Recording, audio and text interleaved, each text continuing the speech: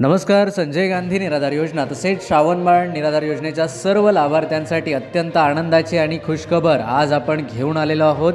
हिवाळी अधिवेशन आता चालू आहे आणि त्या दरम्यान मुख्यमंत्री देवेंद्रजी फडणवीस यांनी अत्यंत महत्त्वाची घोषणा जी आहे तर ती केलेली आहे.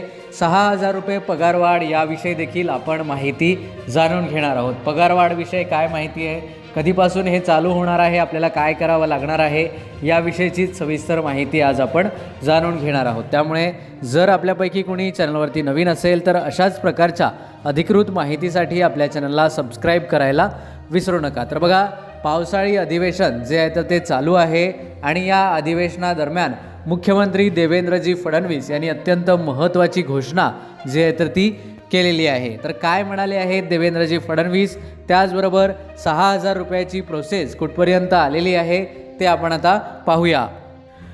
तर बघा, अधिवेशन चालू असताना जे आहे तर हा मुद्दा मांडण्यात आलेला आहे की श्रावणबाळ आणि संजय गांधी निराधार योजना किंवा इतर ज्या निराधार योजना आहेत या योजनेचे पैसे वेळेवर मिळत नाही. बऱ्याच लोकांचे अनुदान थकीत आहे आणि त्यांना ते अनुदान मिळत नाही असा जो मुद्दा आहे तर तो मांडण्यात आलेला आहे. आणि या विषयावर आपण काल अधिवेशन चालू झालं आणि लगेचच आपण व्हिडिओ बनवलेला होता आणि त्यानंतर आज जो आहे तर तो मुद्दा लवकरच चर्चेत आलेला आहे. आता याचे कारण काय आहे ते देखील आपण जाणून घेणार आहोत. तर बघा, त्यानंतर त्या उत्तराला देवेंद्रजी फडणवीस यांनी उत्तर दिलेलं आहे आणि ते म्हणाले की यापुढे जे आहे तर ते सर्व लाभार्थ्यांना 1 तारखेला म्हणजे महिन्याच्या पहिल्या दिवशीच लाभार्थ्यांच्या खात्यावरती अनुदान जमा केले जाईल असं मुख्यमंत्री देवेंद्रजी फडणवीस यांनी आश्वासन आता दिलेलं आहे. त्याचबरोबर बोलताना त्यांनी सांगितलं की फक्त 10% लोकांची KYCची प्रोसेस बाकी आहे आणि ती करण्याचे काम आम्ही तालुक्याच्याच ठिकाणी तहसील कार्यालयांना ते काम जे आहे तर ते दिलेले आहे. म्हणजे सर्व तालुक्यांना याचे आदेश दिलेले आहे असं मुख्यमंत्री देवेंद्रजी फडणवीस यांनी सांगितलेलं आहे. परंतु फक्त 10%च लोकांचे काम बाकी आहे का? बऱ्याच निराधारांना अनुदान आलेले नाही आहे.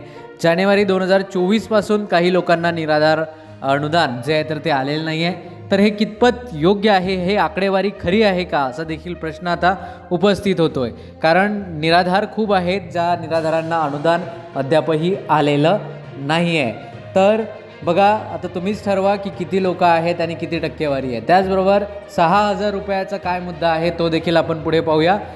त्याचबरोबर मी तुम्हाला एक सांगू इच्छितो की मुख्यमंत्र्यांनी जसं सांगितलेलं आहे की तालुक्याच्या ठिकाणी KYCचे काम चालू आहे, तर होय, निश्चितच काम चालू आहे याबद्दलची खात्री आम्ही देखील केलेली आहे.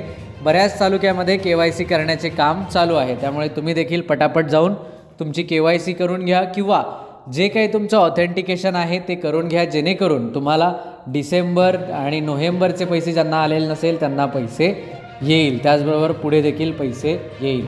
आता बऱ्याच लाभार्थ्यांकडून हा प्रश्न विचारला जातो आहे की सर, 3 महिने पैसे आलेले नाही तर आम्हाला KYC करायची आहे का? होय, निश्चितच 3 महिन्यांपासून जर पैसे आले नाही तर तुम्हाला KYC आणि ऑथेंटिकेशन करणं गरजेचं आहे. आता बऱ्याच लाभार्थ्यांच्या मनामध्ये आणखी प्रश्न असेल की सर, तुम्ही KYC पण सांगत आहात, ऑथेंटिकेशन करण्यासाठी देखील सांगत आहात.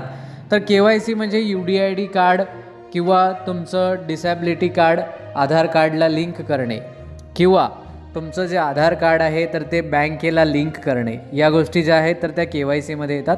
ऑथेंटिकेशन म्हणजे काय, तर तुमच्या बोटाचे ठसे किंवा तुमचा चेहरा त्या याच्यामध्ये कॅप्चर करून, मशीनमध्ये कॅप्चर करून फेस ऑथ त्याला म्हणतात, तर फेस ऑथ करून घेणे म्हणजेच ऑथेंटिकेशन करणे. म्हणजे ऑथेंटिकेशन कुठे, तर ते आधारशी संलग्न असतं ऑथेंटिकेशन आणि ते तुम्हाला फिजिकली करावं लागतं. चेहरा ज्या लोकांना दृष्टी नाही आहे अशा लोकांचं होत नसेल तर ते अंगठ्याच्या ठशाने करू शकतात, बोटाच्या ठशाने करू शकतात आणि अशा प्रकारे ते ऑथेंटिकेशन होत असतं.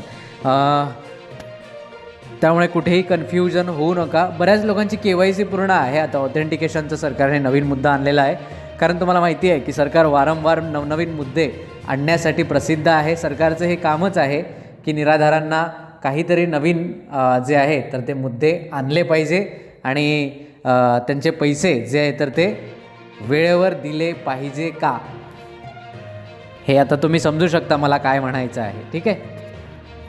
तर अशा प्रकारे आजच्या अधिवेशनामध्ये हा जो मुद्दा आहे तर तो चर्चेत झालेला आहे. आपण या विषयावर कालच तुम्हाला माहिती सांगितलेली होती की सरकारने हे करायला पाहिजे आणि त्यानंतर आज लवकरच तो विषय जो आहे तर तो घेण्यात आलेला आहे. आणि एवढंच नव्हे तर त्याला देवेंद्रजी फडणवीस यांनी उत्तर देखील दिलेलं आहे. ते म्हणाले की 1 तारखेच्या आत सर्व निराधार बांधवांच्या खात्यात अनुदान जमा केले जाणार आहे. ठीक आहे.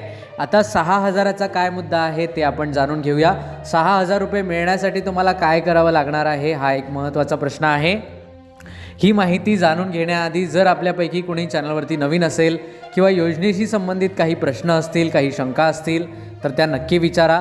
त्या सर्व प्रश्नांची उत्तरे जे आहे तर ते आम्ही देण्याचा प्रयत्न करू. या व्हिडिओच्या डिस्क्रिप्शनमध्ये व्हॉट्सॲप ग्रुपची लिंक आहे, त्याला जॉईन करा आणि तेथे देखील तुम्ही तुमचे प्रश्न जे आहे तर ते विचारू शकता.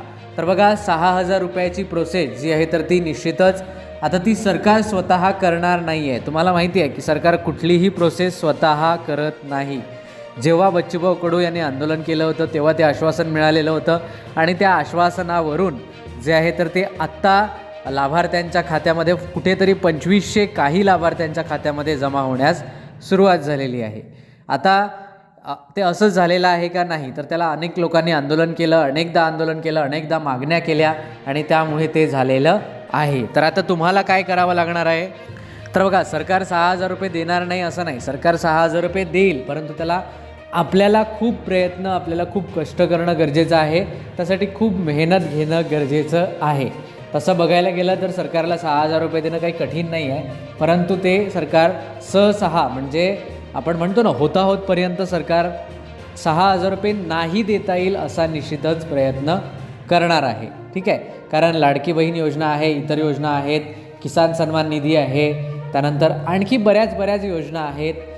तिकडे एका साईडला काय म्हणतात त्याला बांधकाम कामगार योजना आहेत. अशा खूप योजना आहेत ज्या योजनेतून सरकारला पैसे द्यावे लागत आहे आणि हे पैसे देता सरकारचे नाकी नऊ येत आहेत. तर आता तुम्हाला काय करावं लागणार आहे, 6,000 मिळण्यासाठी तुम्हाला काय करावं लागणार. तर बघा जसं आम्ही प्रयत्न करतो आहे, आम्ही सोशल मीडियाच्या माध्यमातून, यूट्यूबच्या माध्यमातून जसा प्रयत्न करतो आहे तसाच प्रयत्न तुम्हाला देखील करावा लागणार आहे. कारण तुम्ही बघू शकता महाराष्ट्रात असे किती यूट्यूब चॅनल्स आहेत किंवा किती अधिकृत चॅनल्स आहेत की जे दिव्यांग, निराधार, गरजूवंत, होतकरू यांचे मुद्दे लावून धरतात. आता आम्ही दररोज व्हिडिओ टाकत असतो ती गोष्ट वेगळी आहे, परंतु असे किती चॅनल्स आहेत किंवा किती सरकारी न्यूज पोर्टल्स आहेत जे संजय गांधी योजना असेल किंवा महाराष्ट्रातील गरजूवंत लोकांचे प्रश्न मांडण्याचा प्रयत्न करतात. तुम्ही यूट्यूबला सर्च करा, किती व्हिडिओज तुम्हाला मिळतील. असे खूप कमी 99.99% जी चॅनल्स आहेत तर ती याकडे लक्ष देण्याचा प्रयत्न करत नाही. आणि काही चॅनल्स आहेत तर ती चुकीची माहिती देतात किंवा काही पोस्ट आहेत तर त्या चुकीच्या असतात. तर त्यामुळे आता ते लोक करत नाही म्हणून आपण थांबावं का, तर अजिबात नाही. तुम्ही तुमच्या परीने प्रयत्न करा. तुमच्याकडे एखादं सोशल मीडिया अकाउंट असेल तर त्यावरती हे मुद्दे लावून धरा, त्यावरती तुम्ही प्रश्न विचारा. कधी नाही कधी तो व्हिडिओ एखाद्या पुढच्या व्यक्तींपर्यंत जाणार, त्यानंतर तो पुढच्या व्यक्तींपर्यंत जाणार. म्हणजे काय होईल, याने एक ट्रेंडिंग टॉपिक होईल. म्हणजे असं नाही की तुम्ही एकदा व्हिडिओ टाकला की तो लाखो लोकांपर्यंत जाईल, असं अजिबात नाही होणार. परंतु जर तुम्ही इतर विषयांवर सोशल मीडियाला बोलत असाल तर तुम्हाला या विषयावर देखील सोशल मीडियाला बोलणं गरजेचं आहे. आता बरीच लोक जे आहे तर ते धर्म, जात या विषयावरच्या ज्या पोस्ट येत असतात तर त्या इकडे तिकडे फॉरवर्ड करतात, परंतु जे गरजेचं आहे त्या विषयावर हे करत नाही. बघा आपण निराधार आहोत, म्हणजे आपली जी सर्व लोकं आहेत तर ती निराधार आहेत. तर निराधार ही एक जात समजा, तुमचा एक धर्म समजा आणि त्याप्रमाणे त्या निराधार लोकांसाठी जगण्याचा प्रयत्न करा. आपल्याला निराधार मिळतोय तर इतरांना देखील मिळाला पाहिजे किंवा त्यासाठी आपण झगडलं पाहिजे. यासाठी तुम्ही सर्वांनी आता प्रयत्न करणं गरजेचं आहे. तर तुम्हाला काय करायचं आहे, तुमचं जे सोशल मीडिया अकाउंट असेल त्यावरती आपले जे व्हिडिओज आहेत तर जे तुम्ही पाठवू शकता. तुम्ही तुमच्या प्रतिक्रिया मांडू शकता की तुमचे सध्याची परिस्थिती काय आहे, यामुळे किती लोकांना त्रास सहन करावा लागतो आहे. आणि जेव्हा हे ट्रेंडिंग होईल, जेव्हा हे सरकारपर्यंत पोहोचेल, तेव्हा निश्चितच काही ना काही पर्याय मिळेल. जसा काही लोकांना का असेना, म्हणजे दिव्यांगांना का असेना, परंतु जसे 2500 रुपये मिळायला लागले ते असेच मिळालेले आहेत का, नाही.